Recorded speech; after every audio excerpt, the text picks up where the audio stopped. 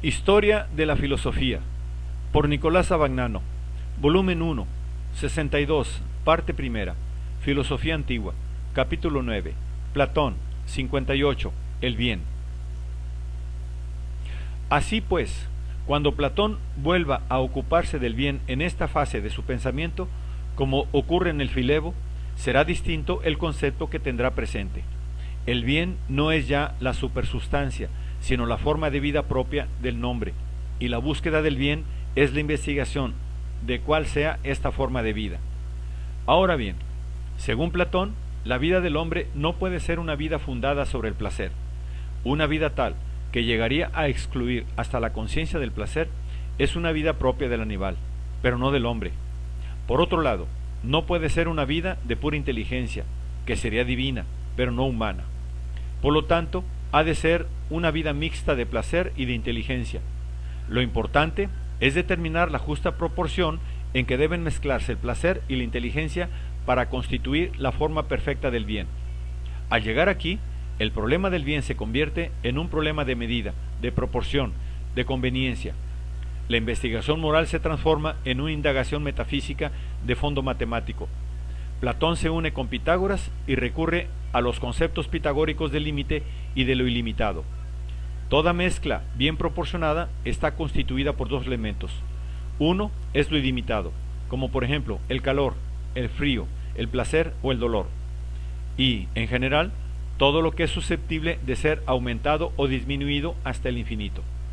El otro es el límite, es decir, el orden, la medida, el número, que intervienen en la determinación y definición de lo ilimitado. La función del límite consiste en reunir y unificar lo que está disperso, en reunir lo que se desparrama, ordenar lo que está desordenado. Dar número y medida a lo que carece de una y otra cosa.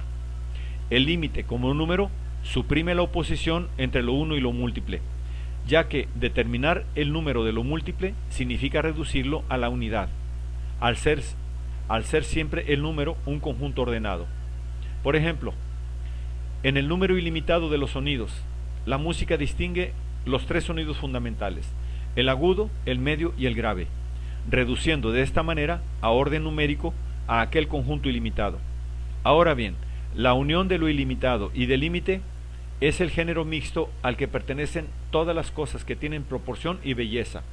La causa del género mixto es la inteligencia, que por lo tanto viene a ser, con lo ilimitado, el límite y el género mixto, el cuarto elemento constitutivo del bien. La vida propiamente humana, como mezcla proporcionada de placer y de inteligencia, es un género mixto que tiene como causa la inteligencia. A ella debe pertenecer todo orden y especie de conocimiento, desde la más alta, que es la dialéctica, hasta las ciencias puras, como las matemáticas, hasta las ciencias aplicadas como la música, la medicina, etc., y hasta la opinión, que tampoco puede ser excluida, por cuanto es necesaria a la conducta práctica de la vida. En cuanto a los placeres, sólo entrarán a formar parte de la vida mixta los placeres puros, esto es, no mezclados al dolor de la necesidad, como son los placeres del conocimiento, y los estéticos debidos a la contemplación de las formas bellas, de los colores bellos, etc. De ello resulta que para el hombre, lo mejor y más elevado de todo, el bien supremo es el orden, la medida, el justo medio. A este valor primero sigue todo lo que es proporcionado, bello y perfecto. El tercer lugar lo ocupa la inteligencia como causa de la proporción y de la belleza. El cuarto, las ciencias y la opinión. El quinto, los placeres puros. El Filebo ofrece así al hombre la escala de los valores que se derivan de la estructura del ser, esclarecida en el sofista. Esta escala coloca en la cima el concepto matemático del orden y de la medida. Platón, llegado al término de las profundizaciones sucesivas de su investigación, sostiene que aquella ciencia de lo justo, cuya exigencia Sócrates había afirmado como guía única para la conducta del hombre, debe ser sustancialmente una ciencia de la medida. Un discípulo de Aristóteles, Aristoxeno, nos narra que el anuncio de una lección de Platón sobre el bien atraía a numerosos oyentes, pero estos, que esperaban que Platón hablase de los bienes humanos, tales como la riqueza, la salud, la felicidad, quedaban decepcionados en cuanto él empezaba a hablar de número, de límites y de aquella suprema unidad que era para él el bien. En realidad, para Platón, la reducción de la ciencia de la conducta humana a ciencia del número y de la medida representaba la realización rigurosa del intento socrático de reducir la virtud a ciencia.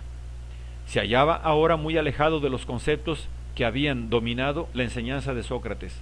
Proseguía siempre, sin embargo, la directriz del maestro de reducir la virtud a una disciplina rigurosa, que pudiese constituir la base de la enseñanza y de la educación en sociedad.